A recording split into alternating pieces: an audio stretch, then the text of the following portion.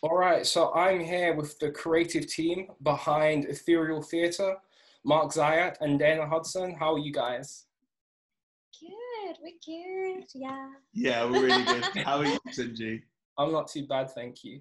So, yeah, so let's get cracking. So you guys, let's go back to the beginning of the year. So lockdown happens, and Ethereal Theatre, you guys decide to come up with this initiative, and you had a partnership with Age UK. So how did that come about?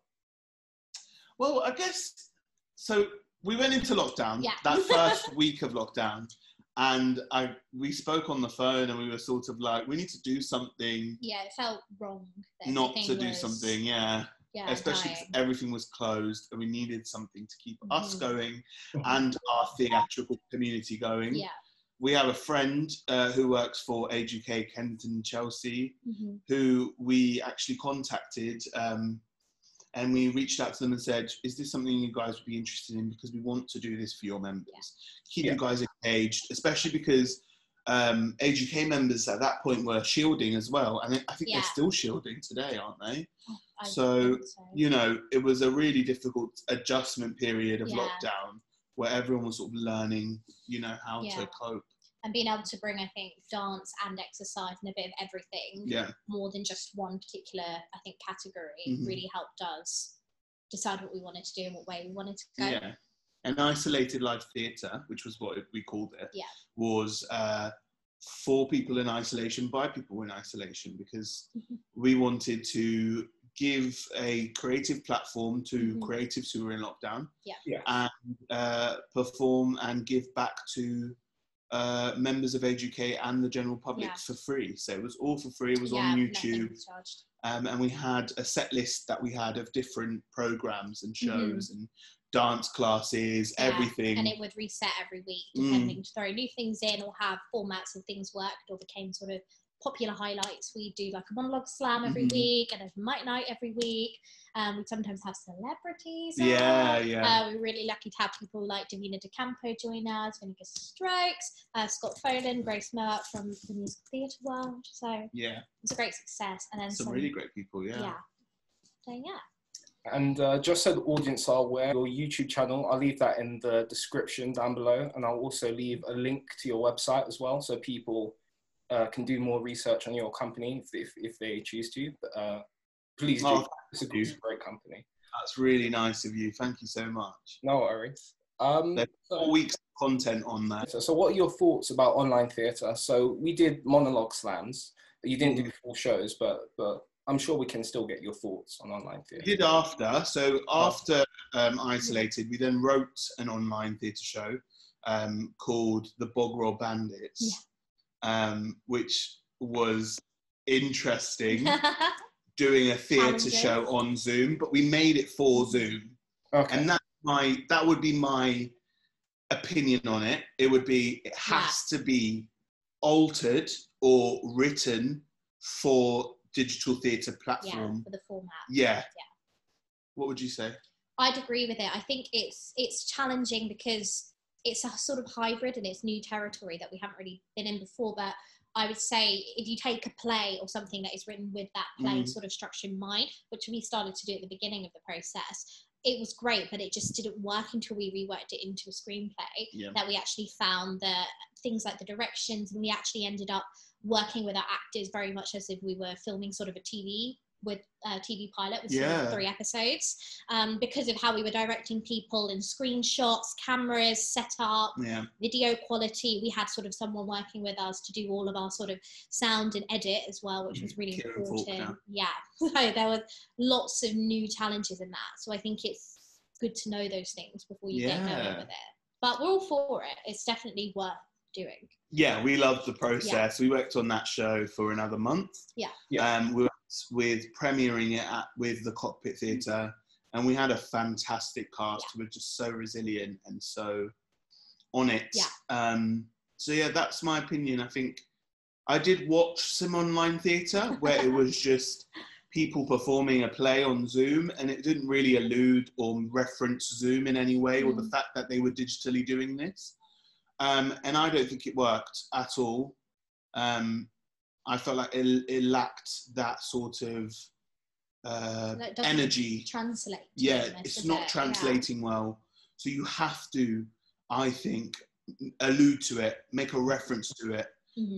Otherwise, it just there's something off. Yeah, I think so. What are the challenges of directing actors over Zoom?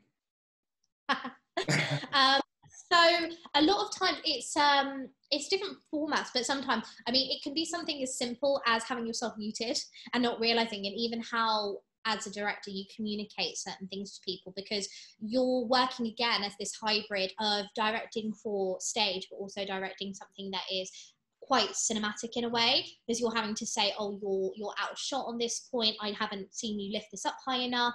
And continuity as well was another big thing when we started editing things and we were going through props and costumes and things like that. It's making sure that they were held in the right place, so continuity is vastly important, I'd say.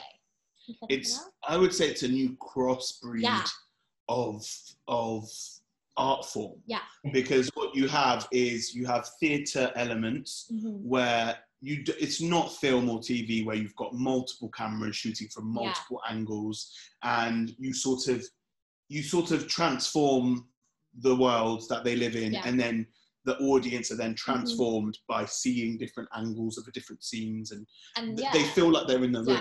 And especially in lockdown, we didn't have a luxury of locations or being able to even change a set. Like in a theatre venue that's quite open-ended, we had a lot of the times bedrooms, because you could be working with actors that are sharing with flatmates or have parents at home. So you were very limited to how you creatively use the space, which I think is another probably reason why you almost had to write for this format. So we ended up writing Bog Roll Bandits as something that could take place in the locations that were available to us with our actors.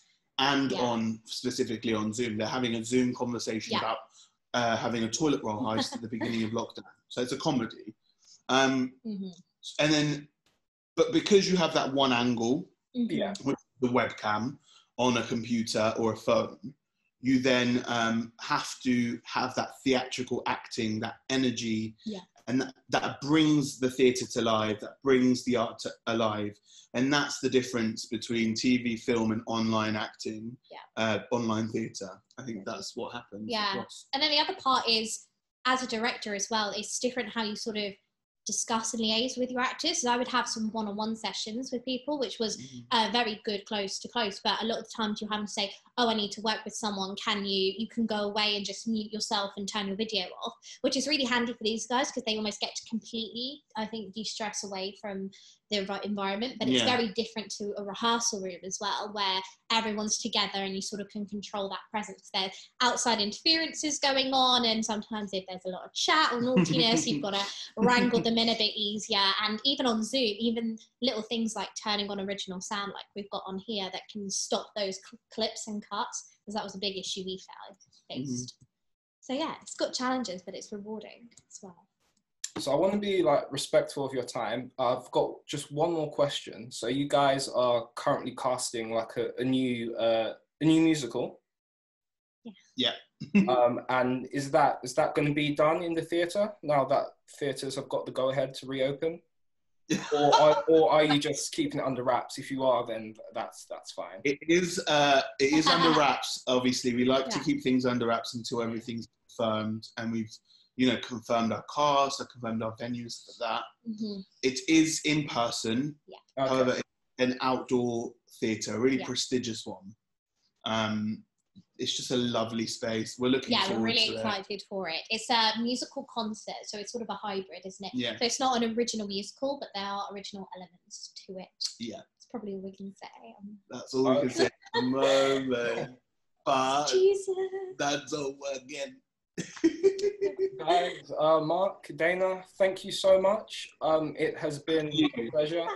And yeah, please subscribe to Ethereal Theatre's YouTube channel.